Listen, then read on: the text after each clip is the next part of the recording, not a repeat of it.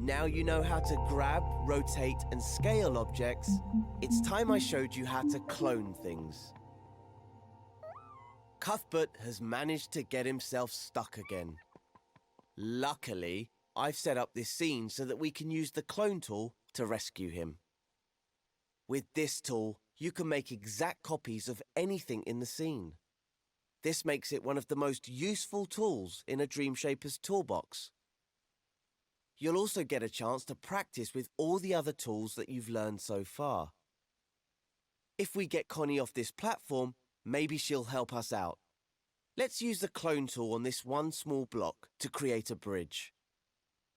Remember how we used the L1 button to modify how the grab cam and the left stick work? Well, it can also change how the grab button works. Hover over the floating block with your imp and hold L1. Now grab the block with R2, and remember that if you press it gently, you can move it more slowly. Now you have another block. That's because grabbing things while holding L1 creates a clone of that object.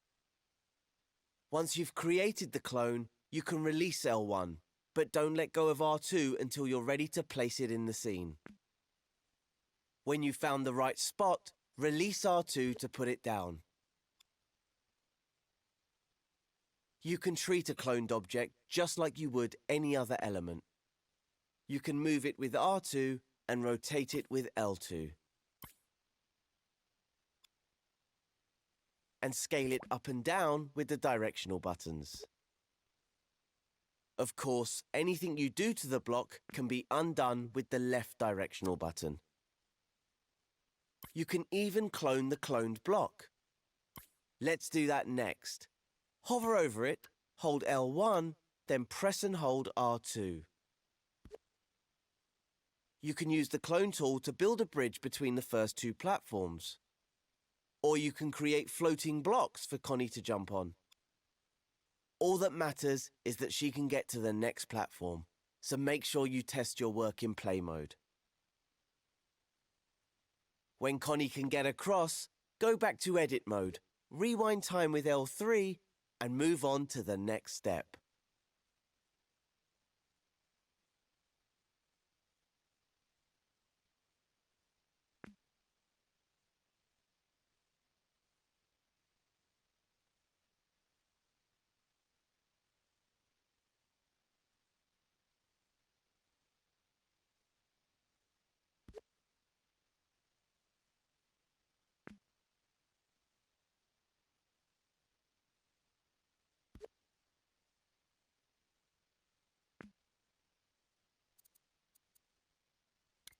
Getting Connie to that third platform looks easy enough.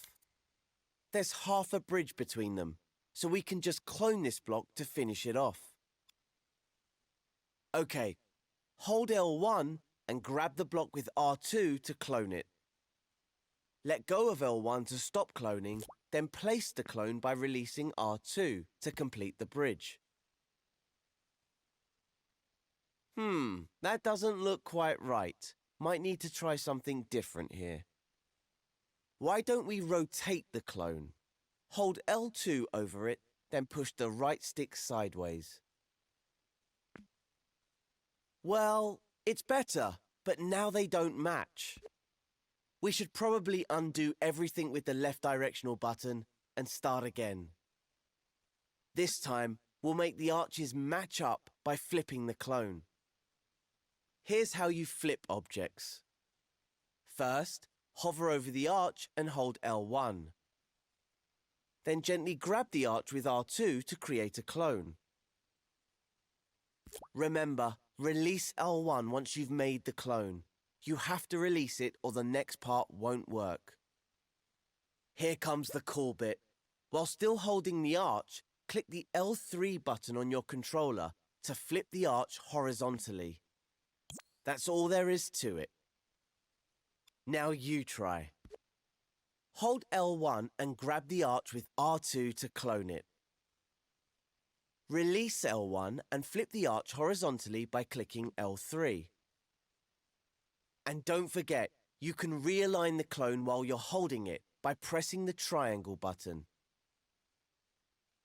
Now, let's see what happens if you click R3. Nice! The arch is flipped vertically instead. We should probably line it up with the first arch now, and release R2 to place it down. Ah! We probably should have flipped it back first.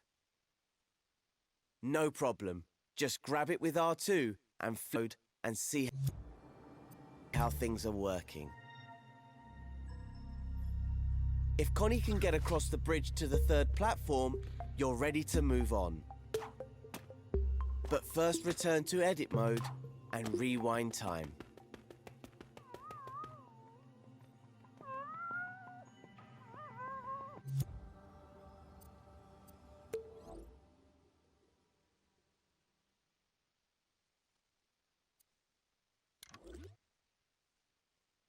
Okay, Connie, we've almost made it to the door.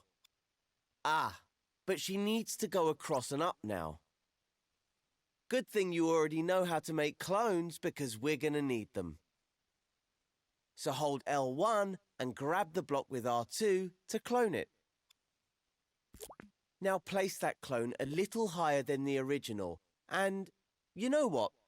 There's a better way, so let's undo that with the left directional button. We're going to try a new technique called repeat cloning.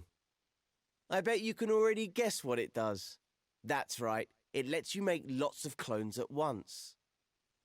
Let's give it a go.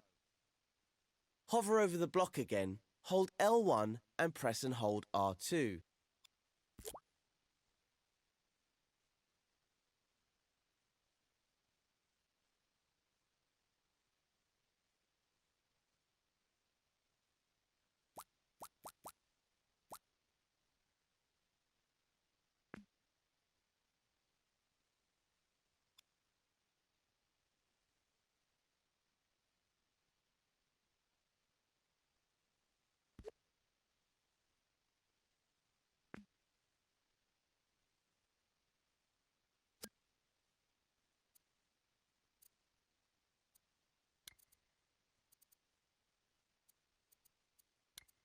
How you position the first clone will affect all the repeated clones.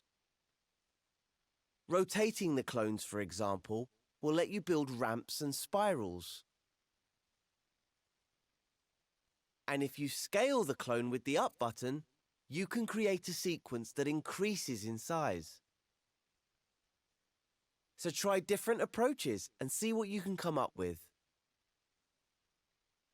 If the path is clear for Connie, switch over to play mode to test the scene. Get Connie to the final platform, then get her to open the door for Cuthbert.